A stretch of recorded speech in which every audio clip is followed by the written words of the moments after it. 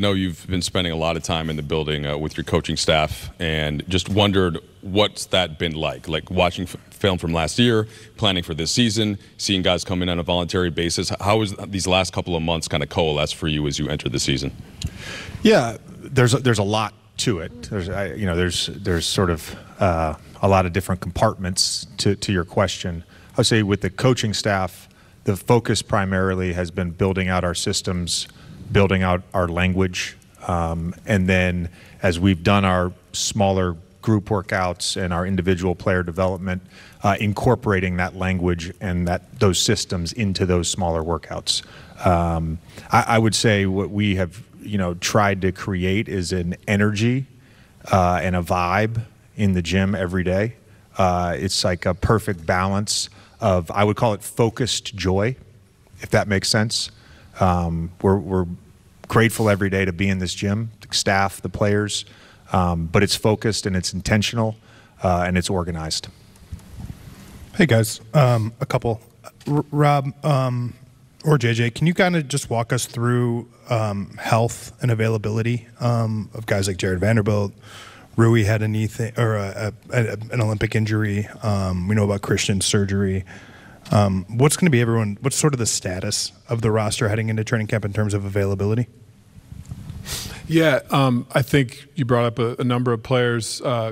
Gabe Vincent and Rui are both clear for camp, so no issues there. In terms of Vando, this offseason he did have 2 procedures, one on each of his feet. The procedures were highly successful, and he's on a return-to-play program that so far has been lockstep and very promising, led by our new director of performance, Dr. Leroy Sims, and his team. They've been doing a great job, and we have a lot of optimism that when the real games start, he'll be available. Now, between now and then, there's still about a month, and there's a lot of ramp-up steps that need to go well, and so hopefully there won't be setbacks. But so far, very promising, and we're grateful that he has the issues in his feet behind him, and it's just now a matter of getting fully ramped up and ready to be cleared. Christian Wood, on the same knee, had surgery on last season. He did have a separate cleanup surgery that went well, performed by Dr. Chris Jones at UCLA Health, and he'll be reevaluated in 6 weeks and is progressing well. Jalen? Jalen's cleared. Okay. The first father-son duo, specifically, he doesn't want Bronny calling him dad, stuff like that on the court. I'm curious from a coach's perspective, ahead of this historical moment, what do you see as some of the greatest challenges of having both a father and a son on the same team, especially when your father is LeBron James? A challenge for me or a challenge for Bronny? Or a challenge for LeBron? I'm sorry, I want to... Challenge for you in navigating all of that. I don't look at it as a challenge that's unique from any other challenge of coaching a player or coaching a relationship. Bronny, I feel very fortunate that I get to coach him because he's young and he's hungry and he's got a lot of inherent skill sets that we can really mold into a really good NBA player. On top of that, he's a fantastic kid. He's extremely coachable. He's got the right spirit and energy every single day. So yeah, I hate saying this because it's you asking the question, but it's not something I've really thought of as a challenge, if that makes sense. The challenge. That's a callback, by the way, just so you guys know. That's a callback. maybe the challenge is on Bronny when, like in our pickup game, I think it was yesterday or 2 days ago, he got switched on to LeBron, and LeBron took him baseline and up and under off the glass, and the words exchanged afterwards were probably more challenging than anything else.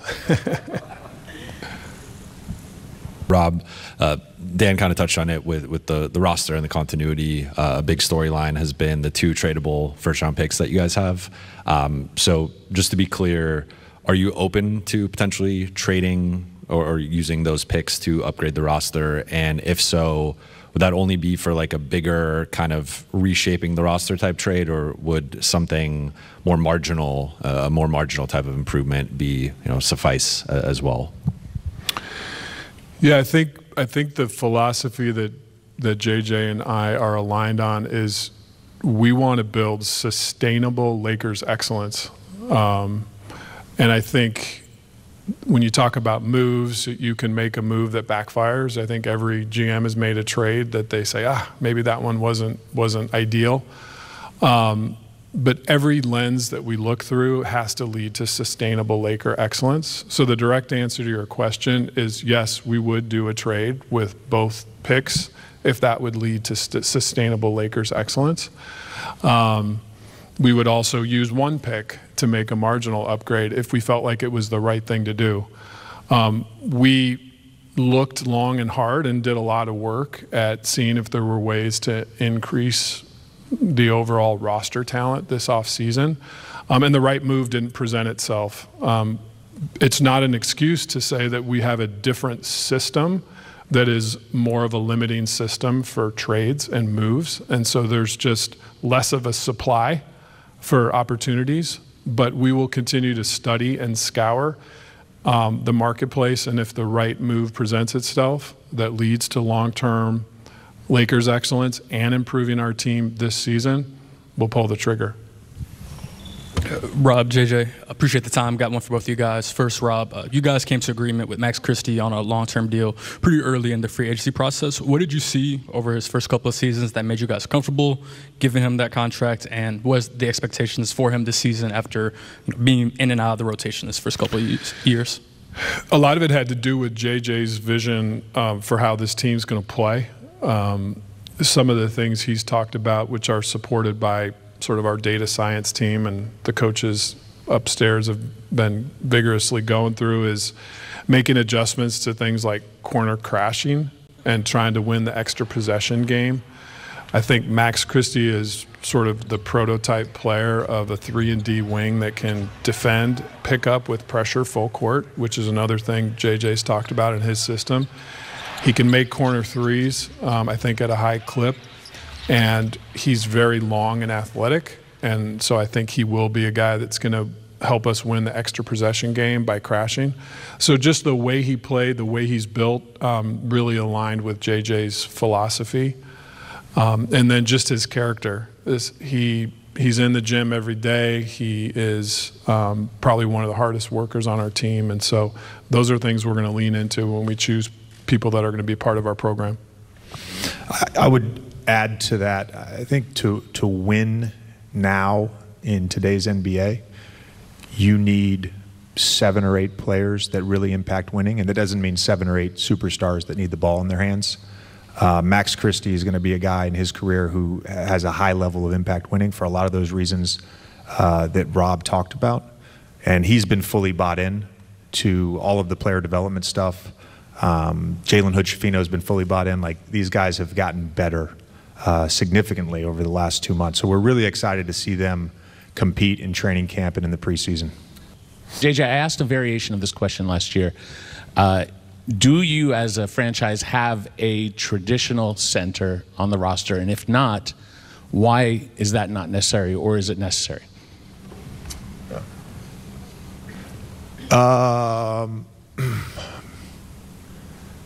When you say traditional center, what does that mean? A size center. Brook Lopez. Is Brook Lopez a traditional center, though? In the traditional sense, not many centers were shooting 35-footers. Sure. Yeah. More of the size. More of the size.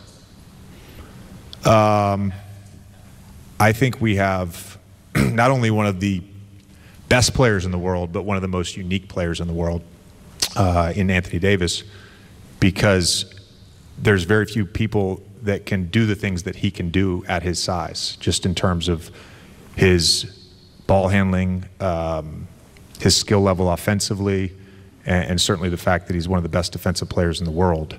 I would also say I don't know, like I don't view Nikola Jokic as like a traditional center. I don't know how many traditionals. I think back to the basket, like that's just not the modern NBA. I think we have like a gift that we have Anthony Davis. It's not a deterrent that we don't have a 7'2", 300-pound player. I'm not sure that it's how we want to play anyways. Yeah. Yeah. Well, that's where you have a package for the different lineups. That goes back to organization. We're not going to ask Jackson Hayes or Christian Wood when he's healthy or to play the same way that Anthony Davis does. So we'll manage. Really talked about D'Lo at all today. Led the team in three-point attempts. I know that's a thing that you'd like to see that team's number rise. How does he fit into kind of your vision for the style of basketball this team is going to play this season? Yeah, I mean, I say throughout the summer, he was probably the guy that I talked to the most of anyone on the roster. We had a number of conversations during free agency and you know, throughout July and August, and like he's going to have a major role on this team. I think the thing that D'Lo and I have talked about a lot is just like, let's put you in a position to have a career year. His mindset, his energy, the talk that he's brought, the leadership that he's brought when he's been in the building has been excellent. So I'm thrilled to be coaching D'Lo this season. He's in a great place right now, heading into training camp. Coach Redick, during the Olympic, Rui Hachimura's role was leading the Japanese national team. What did you think of his performance as a leader? And Mr. Pelinka, will there be any differences in Hachimura's role on the team this season? If so, what the differences be? Well, I can answer the second question too, because that's not a Rob question. No, I thought Rui was fantastic, particularly in the lead-up games, the exhibition games, going to the Olympics, and then also had a couple of really good games in the Olympics. In terms of his role, I think that's something that we will define with him. And we will also be open-minded to that evolving. Rob brought up the corner crashing, because when he's not posting up or not playing out of closeouts, or not screening, Rui is an excellent shooter. We want him shooting corner threes, so he's already going to be in the spot to corner crash. So we're going to try to ramp up his offensive rebounding. We're going to ask a lot of him defensively, particularly with bigger wings. And I think if you look at some of the advanced stuff from last season, when he gets the ball in the post against a mismatch, that's a good option for us. When he's attacking a closeout, that's a good option. When he's playing out of screening action as a roller and getting into the pocket, it's great for us. So he'll have a big role, and we're going to ask him to do a lot. I got to ask, from an Austin Reaves perspective, we've obviously seen the scoring increase season by season, had the ball in his hands a little bit more, especially down the stretch last year. He wants to grow as a defender. Where do the expectations lie with a guy like Austin? Yeah, I think, continuity was a big word for us with this roster, and, there hasn't been a ton of roster turnover this offseason, so we're going to lean into it and look for incremental internal growth. And Austin's at the epicenter of that. He's just so talented. I think there's still going to be a big delta and jump in how he plays, and as you said, being more on ball. And then I think taking the challenge defensively. I think we've had conversations this offseason. He was really, really good at sort of using his chest and taking charges early in his career and stopping people that way. So I think he's up for the challenge to be a two-way player and to be a lead at both ends. Here is a look at the Lakers' projected depth chart. Of course, you see LeBron, AD, Rui, D'Lo, and Austin Reaves. JJ said, well, that starting group was 23 and 10. Let's see the rest of the guys. A lot of familiar faces on the roster.